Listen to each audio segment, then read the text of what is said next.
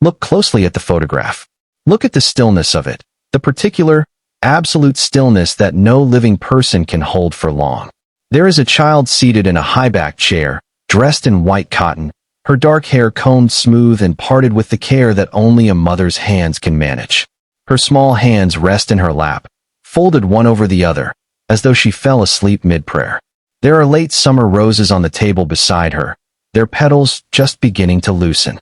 And in the far corner of the room, half swallowed by shadow, two figures stand very close together.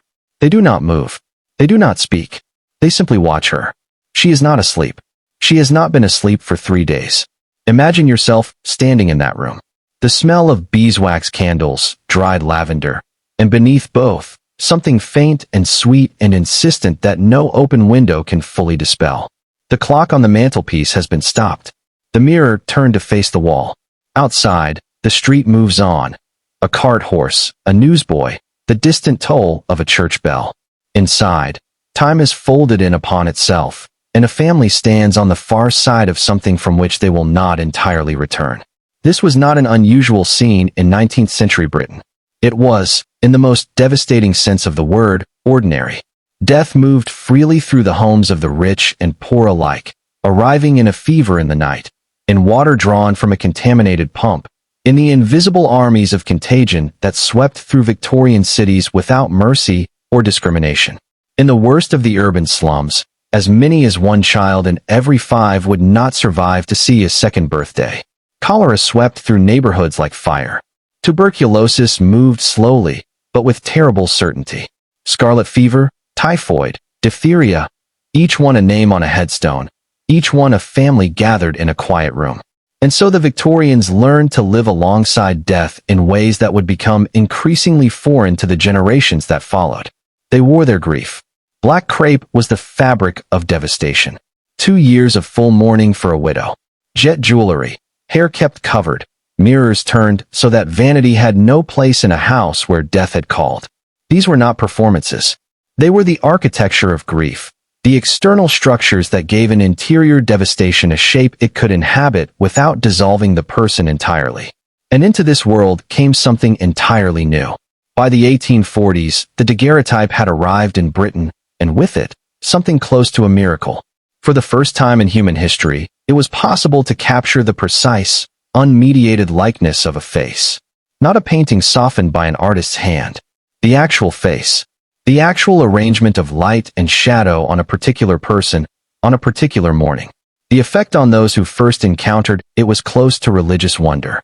But photography in those early decades was cumbersome, expensive, and unforgiving. The daguerreotype required a silver-coated copper plate treated with mercury vapor, exposed to bright light for several long minutes. The subject had to remain in absolute stillness for the entire duration. Any movement, a trembling hand, an involuntary breath, would ruin the image entirely. For the living, this stillness required considerable effort. For the dead, it presented no difficulty at all. Here is what the photographer would bring. A heavy wooden case, brass-fitted and road-worn. His tripod. His chemicals and plates packed carefully in velvet and cotton wool. He would survey the room with a practiced eye, moving quietly, aware of what the family behind him was holding themselves together to endure. He was looking for light. Always light. Then came the preparation, and this was where the art truly resided. The body would be dressed in its finest clothing. Hair carefully arranged.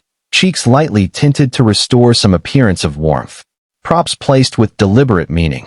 A prayer book, a favorite toy, a bouquet of flowers already beginning their own slow departure. The body positioned to suggest not death, but the deepest, most peaceful sleep. And sometimes, in the more unsettling variations of the practice, pigment was painted directly onto the closed eyelids, creating in the silver world of the photograph the uncanny impression of open, waking eyes. The look of someone present but unreachable. The look, in short, of the dead rendered in the visual grammar of the living. Stay with that discomfort, and then stay a little longer, until it begins to dissolve into something else. Into understanding. Consider a woman of perhaps 30 years who has buried her only son. He was 4 years old. He died of scarlet fever in the spring, in a matter of days, with a speed that gave her no time to prepare. She has his boots, worn at the left toe where he dragged it. A habit she had spent 2 years gently correcting and would now give everything to see again. She has her memory of his face, still sharp and present, but she knows how memory works, how it softens, how it lets things go without permission. And she has, if she can find the photographer's fee, one image. One rectangle of silver and light that says with absolute certainty, he was here. His face was exactly this. He existed in this world, and he was mine. Is it so difficult to understand why she would want it? These portraits were not hidden away. They were passed from hand to hand in the parlor, placed in mourning lockets worn close to the skin, kept in memorial albums alongside locks of hair and pressed flowers, the carefully assembled relics of a vanished life. To look at the photograph was to speak the name again. To speak the name again was, in the only way available, to keep the person present. Go back now, one final time, to that dimly lit room. To the child in the chair, the roses on the table, the two figures standing very close together in the corner.